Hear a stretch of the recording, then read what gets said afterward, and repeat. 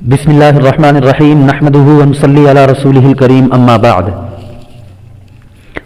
معزز سامعین کرام، آج سے چند دن قبل احقر نے رضا خانیت کے دجل و فریب کو اجاگر کرنے کا ایک سلسلہ شروع کیا تھا۔ اس کے بعد مانو بریلویت میں بھونچال سا آ گیا اور حال یہاں تک آ پہنچا کہ بریلویت سسکیاں لے رہی ہے اور خون کے آنسو رو رہی ہے۔ اسی سلسلے کی ایک ویڈیو کی رضا خانیت کے بلند پایا معروف مشہور مفرور بدنام زمانہ مفتی نے جواب دینے کی ناکام کوشش کی، جبکہ ہماری ویڈیوز کے جواب کے طور پر دنیا رضا خانیت کے بہت سارے سوشلستانی مولویوں اور مفتیوں نے زور آزمائی کی، لیکن بقول ان کے مفتی کے وہ سارے کے سارے ککر متوں کی طرح ہیں جن کی کچھ حیثیت نہیں ہے، اور ایسوں کو ہم اللہ رب العزت کے اس ارشاد پر عمل کرتے ہوئے بالکلیہ چھوڑ دیتے ہیں۔ وَإِذَا خَاطَبَهُمُ الْجَاهِلُونَ قَالُوا سَلَامًا۔ لیکن جناب یہ منہ اور مسور کی دال، جن وجوہات کی بنا پر یہ الزام دیا جا رہا ہے کہ بھائی چینل کو چمکانے کے لیے یہ سب کیا ہے، جناب قاسمی میڈیا سروس ایک ایسا چینل ہے جس کو آپ جیسے رضا خانی ملاؤں کی کوئی ضرورت نہیں ہے۔ الحمدللہ علماء دیوبند خود ہی اس کے لیے کافی ہیں، آپ جیسوں کی بالکل ضرورت نہیں ہے۔ اور عرض یہ ہے کہ نہ جانے کتنے رضا خانی ملا اور مفتی علماء دیوبند کا نام لے کر اپنی دکان چلا رہے ہیں اور الو سیدھا کر رہے ہیں۔ جہاں آپ نے جواب دیا ہے، میں اس پر آپ کے ہی الفاظ میں کہتا ہوں کہ علماء دیوبند تو بہت دور کی بات ہے، تم ہم جیسے ننگے اسلاف علماء دیوبند کے ذریعے اپنے یوٹیوب چینل کی ٹی آر پی اور سستی شہرت بٹورنے کے لیے علماء دیوبند کا نام لے رہے ہو، اور تا قیامت تم کو بھیک انہی کے نام سے ملتی رہے گی۔ جہاں تک مبلغ علم اور تصحیح اعراب کی بات ہے تو مانو گنجے کو ناخن ہی مل گیا ہو۔ ارے بھائی، آپ اپنے آپ کو علامہ، فہامہ، مناظر اہل سنت اور نہ جانے کیا کیا القابات کہلوانے والے ہیں، اور یہ حال ہے آپ کا کہ آپ کو لفظ کلمہ صحیح طریقے پر پڑھنا نہیں آتا ہے۔ اور اگر میں اس رضا خانی کی قد کی بات کروں اور مبلغ علم کی بات کروں تو جناب کا حال یہ ہے کہ رضا خانیت اور رضا خانی علماء کے منظور نظر قاضی القضات، ماہر علوم نقلیہ و عقلیہ اور نہ جانے کون کون علماء رضا خانی ان کے مؤید ہیں، اور القابات تو گویا کہ کوڑی کے بھاؤ میں ہوں۔ الغرض آمدم برسر مطلب اتنے بڑے علامہ کا یہ حال ہے کہ نہ ڈھنگ سے قرآن پڑھ سکتے ہیں، اور اردو کے اغلاط تو بے شمار ہیں جن کا شمار کرنا مناسب بھی نہیں ہے۔ ابھی حال یہ ہے کہ تذکیر و تانیث کا خیال کیے بغیر ہانکتے چلے جاتے ہیں، اور ایسی صریح غلطیاں ہیں کہ مکتب کا چھوٹا سا بچہ بھی اس طرح کی غلطیوں سے قاصر رہے گا، اور عربی اول کے بچے قہقہا لگانے پر مجبور ہو جائیں گے۔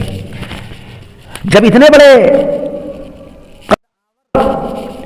اور اتنے بڑے رضا خانی علماؤں کے مؤید اور اتنے بڑے مناظر اعظم اور اتنے بڑے علامہ کا یہ حال ہے، تو جو سوشلستانی رضا خانی ملا اور جہلا جو ہزاروں کی تعداد میں ککر متوں کی طرح پھیلے ہوئے ہیں اور آئے دن علماء دیوبند پر بھونکتے رہتے ہیں، ان کا کیا حال ہوگا؟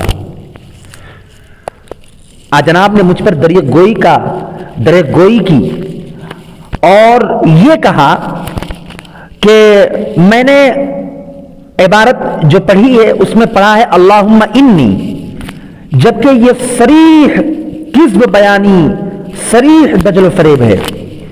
میں نے اللہم ارینی پڑھا تھا، انی تو پڑھا ہی نہیں ہے، لیکن لگتا ہے کہ آپ کے کان اور آپ کے آنکھ یہ کسی کام کے رہے نہیں، نہ دیکھ سکتے ہیں اور نہ سن سکتے ہیں۔ الغرض میں کسی کے علمی قد اور کیفیت علمی اور کمیت علمی پر گفتگو نہیں کرتا، لیکن جو کچھ ہم نے عرض کیا یہ جواباً عرض تھا۔ اب اصل اعتراض کی طرف آتے ہیں۔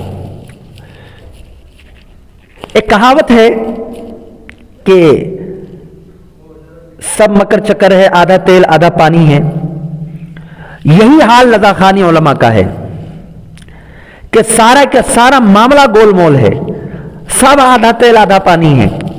اس سے پہلے آپ کے اسی اعتراض کا جواب دیا جا چکا ہے، لیکن بریلوی حضرات نہ سنتے ہیں نہ دیکھتے ہیں اور نہ ان کو اس سے کوئی مطلب ہے، بلکہ لو کننا نسمع او نعقل ما کننا فی اصحاب السعیر کی عملی تفسیر بنے ہوئے ہیں.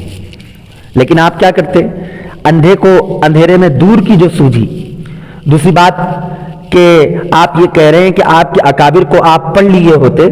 جناب ہمارے اکابر نے جو کچھ کہا ہے، جو کچھ بتلایا ہے، جو کچھ لکھا ہے وہ ہمارے لیے ہے، آپ کے لیے نہیں ہے. یا پھر یہ اعلان کر دو کہ ہمارے اکابر تمہارے بھی اکابر ہیں، تم ان کو بھی معتبر مانتے ہو، یہ اعلان کر دیجئے، تو پھر یہ بات بالکل سمجھ میں آ جائے گی. ہم نے تو جو کچھ پیش کیا ہے یہ تو تمہارے اکابروں کا کالا کارنامہ پیش کیا ہے، ورنہ اگر ہمارے اکابر تمہارے نزدیک معتبر ہیں تو اعلان کرو فانتظروا انی معکم من المنتظرین. البتہ تمہارے اکابر نے ایسا کردار ادا کیا ہے کہ آپس میں اکابر کو اصاغر سے لڑا دیا ہے. ہم نے تو تمہارے ہی طرز پر جو بات ہے وہ پیش کر دی ہے، تمہاری کتابوں میں جو بات لکھی ہے وہ ہم نے آپ کے سامنے پیش کر دی. اس پر تو آپ کو اپنوں کی خبر لینی چاہیے. یہ فتویٰ نقش نالے نے پاک والا ہم نے تھوڑی لگایا ہے، یہ تو آپ کے ہی لوگوں نے آپ کے لوگوں پر لگایا ہے. مولانا اپنی غلطی کا اعتراف کرنا یہ فراخ دلی کی علامت ہے. کم سے کم دوسروں کو نصیحت کرنے سے قبل خود اس پر عمل کر لیتے تو آج یہ رسوائی کی تعویذ آپ کے گلے کی زینت نہ بنتی. اب میں آتا ہوں آپ کے چیلنج نامے کی طرف. آپ نے چیلنج کیا ہے کہ جو تفسیر نعیمی کا حوالہ میں نے پیش کیا ہے یہ حکیم الامت کا نام کہہ دیا ہے میں نے، جبکہ یہ اقتدار احمد نعیمی کی ہے. عرض یہ ہے کہ آپ ہمیں نصیحت کر رہے ہیں کہ اپنی کتابوں کا مطالعہ کریں. میں آپ سے یہ عرض کروں گا کہ عملی جامہ آپ اس کو پہنائیے اپنے الفاظ کو اور جا کر کسی کتب خانے میں بیٹھ کر اپنی کتابوں کا مطالعہ کیجیے. یہ میری نصیحت ہے آپ کو، اس لیے کہ آپ کو اپنی کتابوں کا بھی علم نہیں کہ آپ کی کتابوں میں کیا لکھا ہے. اب میں آپ کے چیلنج کو قبول بھی کرتا ہوں اور آپ کے چیلنج کا میں جواب بھی دیتا ہوں. سنتے جائیے.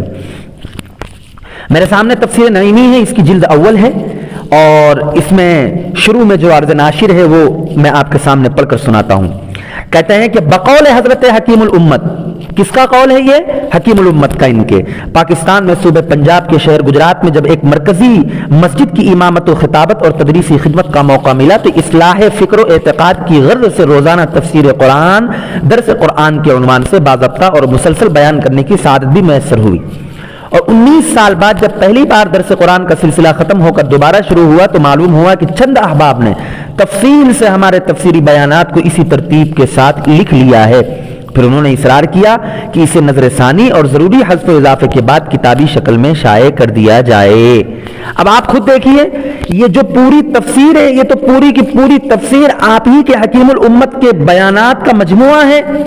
آپ ہی کے حکیم الامت کا پورا بیان کیا ہوا ہے اور ترتیب کے ساتھ اس کو بعد میں لکھا گیا ہے، لیکن ہے تو انہی کا اور 19 سال کا معاملہ ہے جب سے انہوں نے شروع کیا تھا اور جب تک شروع کیا تھا. آگے بھی لکھیے، آگے بھی پڑھیے. کہتے ہیں کہ بستر علالت پر آپ نے خواہش ظاہر کی کہ ہمارا یہ تفسیری کام ہمارے تلامذہ میں سے کوئی مکمل کرے تو ہمیں بڑی خوشی ہوگی. اب آپ کا یہ جو تفسیری کام تھا جو پورا کا پورا مسودہ جمع ہوا تھا اس کو مکمل کرنے کی خواہش ظاہر کی جا رہی ہے. آپ کہتے ہیں کہ میں نے غلط بات کہہ دی. ہمارے تو کہنے کا جو مقصد تھا وہ ابھی بھی واضح اور اظہر من الشمس ہے کہ یہ جو تفسیر نعیمی ہے یہ آپ کے حکیم الامت کی ہی ہے اور یہ پوری کی پوری آپ کے حکیم الامت کے بیانات کا مجموعہ ہے. اب آگے چلتے ہیں ہم زاد السعید والے حوالے کی طرف. اس سے پہلے بھی ہم آپ کو یہ جواب دے چکے ہیں لیکن چونکہ نہ آپ کو سنائی دیتا ہے نہ دکھائی دیتا ہے. میرے پاس جو زاد السعید ہے یہ کتب خانہ اختریہ مظاہر العلوم سہارنپور سے چھپی ہوئی ہے اور اس کتاب کے آخر کے اندر باقاعدہ ضروری توضیح کے نام سے ایک وضاحت موجود ہے جس میں یہ لکھا ہے کیا ہے تحقیق حکیم الامت مولانا تھانوی مدد اللہ کے رسالہ نیل الشفا سے اس اعلان رجوع کا مطلب یہ ہے کہ رسالہ نیل الشفا سے یہ سمجھا جاتا تھا کہ نقشہ نال شریف سے استبراک و توسل کی مسلمانوں کو تلقین و ترغیب اور نقشے کی تشہیر و اشاعت کی تحریص مقصود ہے۔ اب حضرت مولانا دامہ فیضہم نے عوام کے تجاوز عن الحد اور غلو کو مد نظر رکھ کر استبراک و توسل کی ترغیب اور تشہیر و اشاعت کی تلقین سے رجوع فرما لیا ہے۔ آگے لکھتے ہیں حضرت مولانا کے اعلان رجوع سے کوئی غلط فہمی نہ ہو اس نظریے سے یہ ضروری توضیح کر دی گئی ہے اور حضرت مولانا کی اجازت سے شائع کر دی گئی ہے۔ آگے لکھا ہے مفتی محمد کفایت اللہ کان اللہ لہ دہلی۔